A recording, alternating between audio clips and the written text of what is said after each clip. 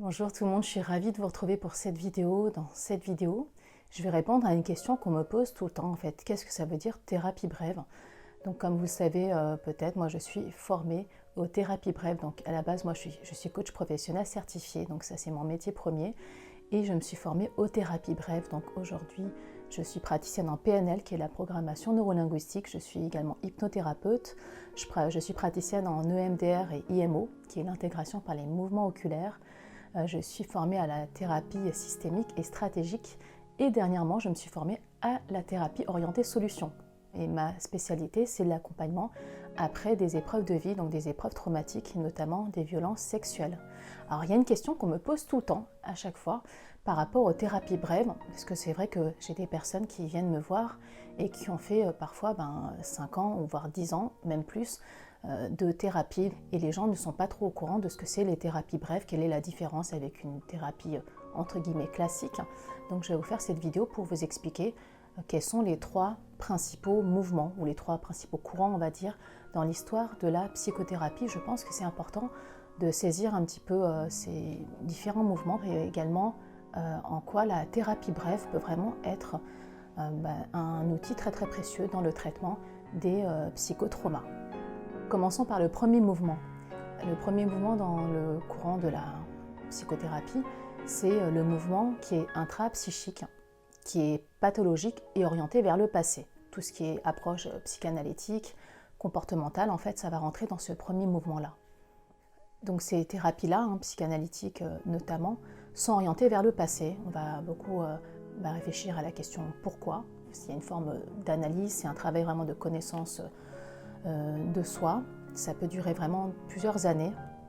Donc les personnes qui suivent ce type de thérapie, donc on va dire souvent c'est des psychanalyses, il y a des classifications psychopathologiques et le thérapeute est considéré comme un expert et les changements, les résultats vont être attribués en fait à l'expertise ou aux compétences du thérapeute.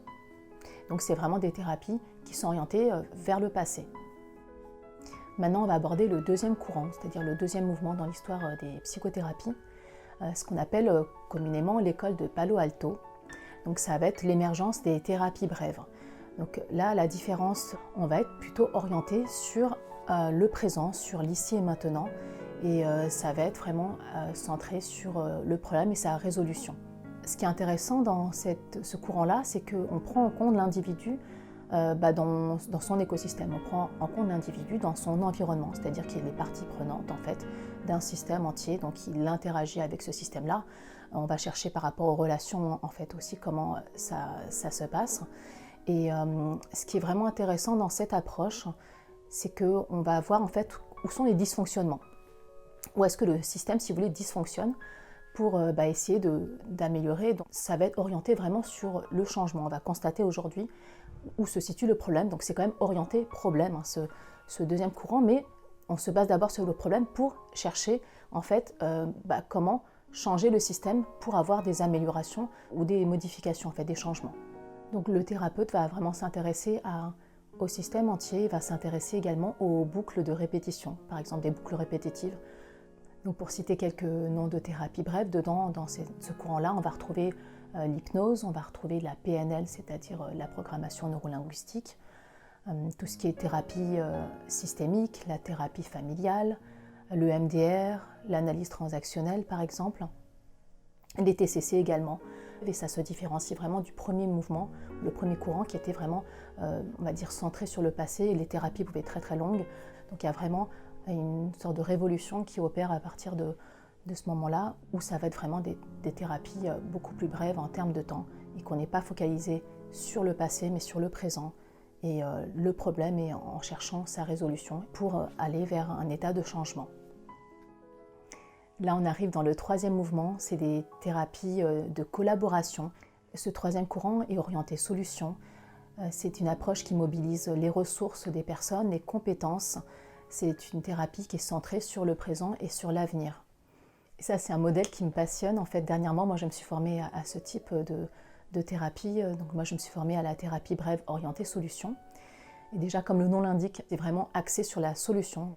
Et ce qui me plaît énormément dans cette approche de la thérapie orientée solution, c'est qu'on considère le client comme expert. C'est-à-dire qu'en coaching, on nous disait exactement la même chose. D'ailleurs, le coaching, ça se rapproche énormément de ce modèle orienté solution. En coaching, il y a une phrase, j'aime le répéter aussi à mes coachés, le client est l'expert de sa propre vie.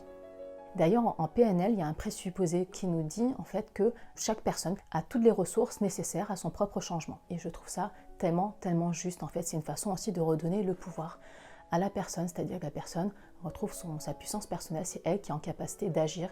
Et je trouve que le fait qu'on considère la personne comme l'expert de sa vie, qui a en elle toutes les ressources nécessaires à son évolution, à son changement, elle a les compétences en elle. Par contre, elle va avoir quelqu'un qui va l'accompagner pour l'aider à faire émerger ses ressources et ses compétences, qui l'amènent à l'accompagner sur un chemin vers le changement.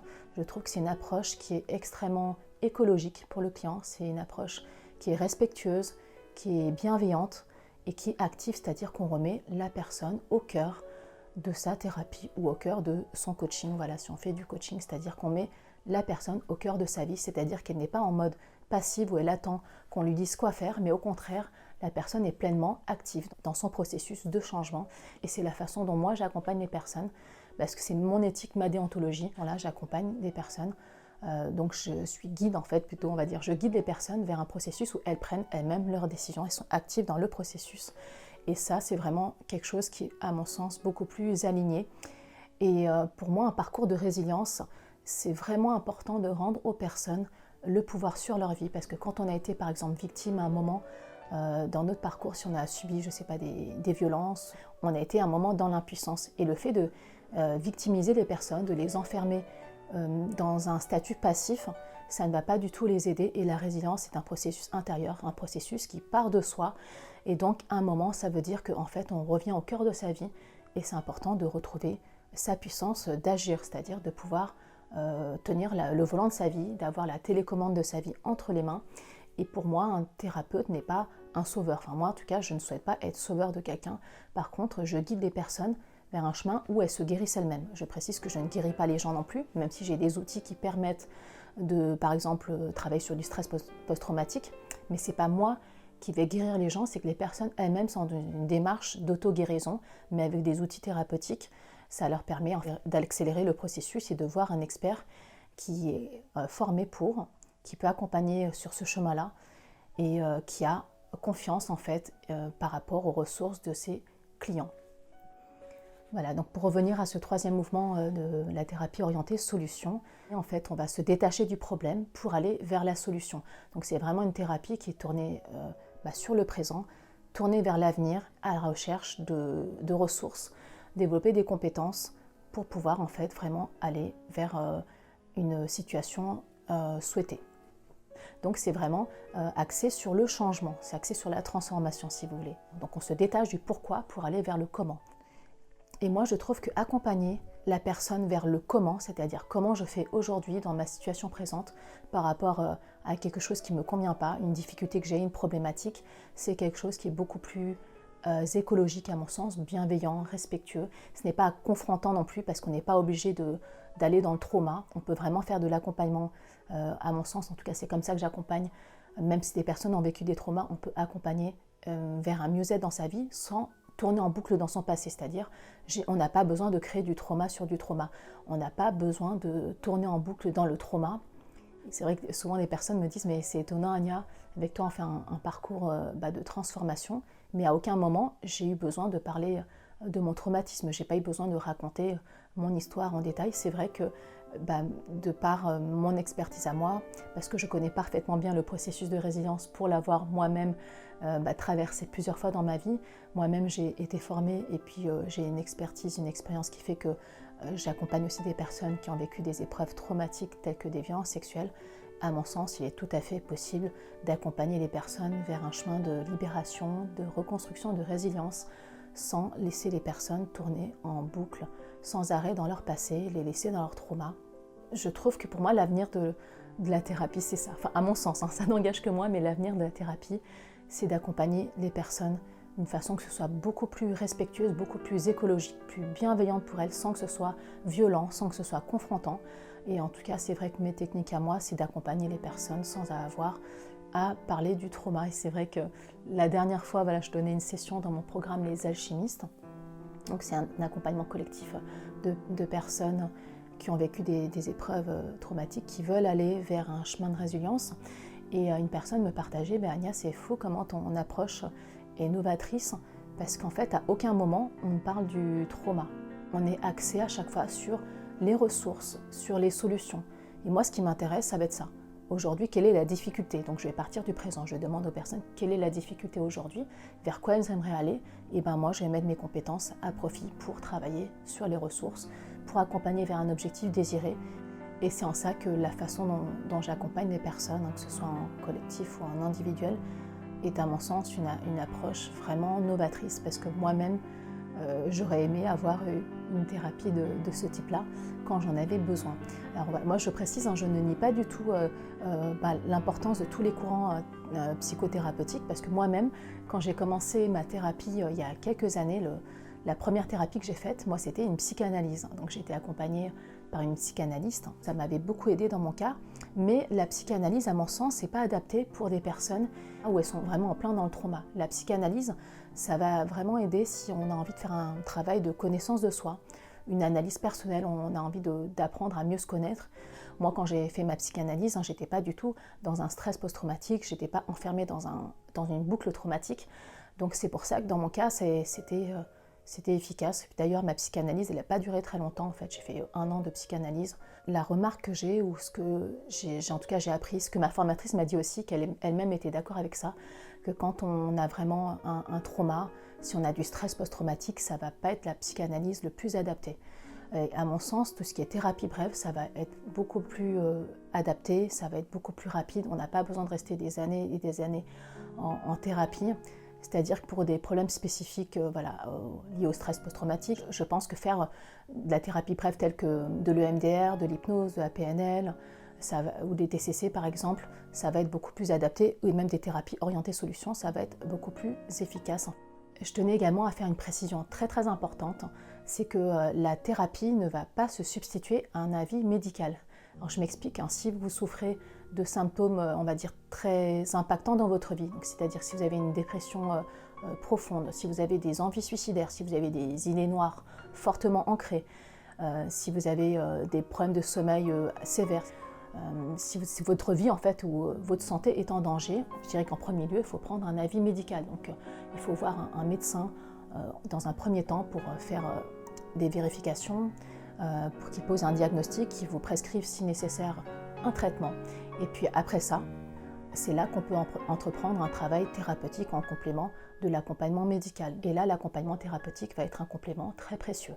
Pour les personnes qui aimeraient en savoir plus, notamment sur mes accompagnements, si vous posez la question est-ce qu'un accompagnement en thérapie brève ou en coaching serait adapté à l'étape où j'en suis dans mon parcours, sachez que j'offre un entretien individuel et gratuit pour répondre à vos questions. Et pour ça, j'ai mis un lien un peu plus bas en barre d'infos. Vous avez accès à mon agenda en ligne pour prendre un rendez-vous qui est offert. Donc c'est un rendez-vous en visio ou au téléphone.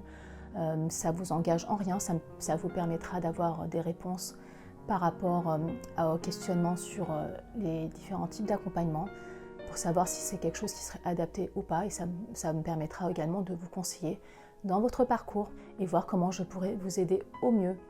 Pour finir, je vous invite à réclamer votre cadeau gratuit. Je vous ai préparé un e-book offert qui est 8 clés vers la résilience après une épreuve. Ça vous permettra, en plus de recevoir le guide, d'avoir chaque semaine du contenu gratuit directement dans votre boîte mail. Vous recevrez tous les liens des lives, les liens également des replays. Vous aurez accès à mes masterclass exclusives avec tous les liens aussi des rediffusions, et ça vous permettra de recevoir mes meilleurs outils et conseils pour vous aider dans votre parcours de résilience. Et tous ces liens, vous pourrez les retrouver plus bas en déroulant la barre d'infos, juste sous la vidéo. J'espère que cette vidéo vous aura été utile. N'hésitez pas à marquer en commentaire un peu plus bas ce que vous en avez pensé, quel type de thérapie vous-même vous avez expérimenté, si ça vous a été utile ou pas. Je serais ravie de vous lire. Si cette vidéo résonne pour vous, je vous remercie de la liker, mettez un petit pouce. Vous pouvez la partager tout autour de vous. Également, je suis sûre qu'elle pourra aider beaucoup de personnes qui peut-être ne se retrouvent pas avec toutes les différentes thérapies qu'il y a. Parce que c'est vrai que c'est une question, j'ai remarqué qu'on me pose très très souvent, parce qu'on est un peu perdu dans le monde de la psychothérapie. On ne sait pas forcément vers quel professionnel s'orienter, quel est le plus adapté dans son cas. Et pour être sûr de ne rien manquer, pour recevoir toutes les infos quand je partage une nouvelle vidéo, je vous invite à vous abonner à la chaîne, cliquez également sur la cloche pour activer toutes les notifications quand je publie une nouvelle vidéo. Voilà, je m'arrête là pour aujourd'hui, ça fait déjà beaucoup d'infos dans cette vidéo. Donc je vous laisse le temps d'intégrer tout ça. N'hésitez pas à m'écrire si vous avez des questions.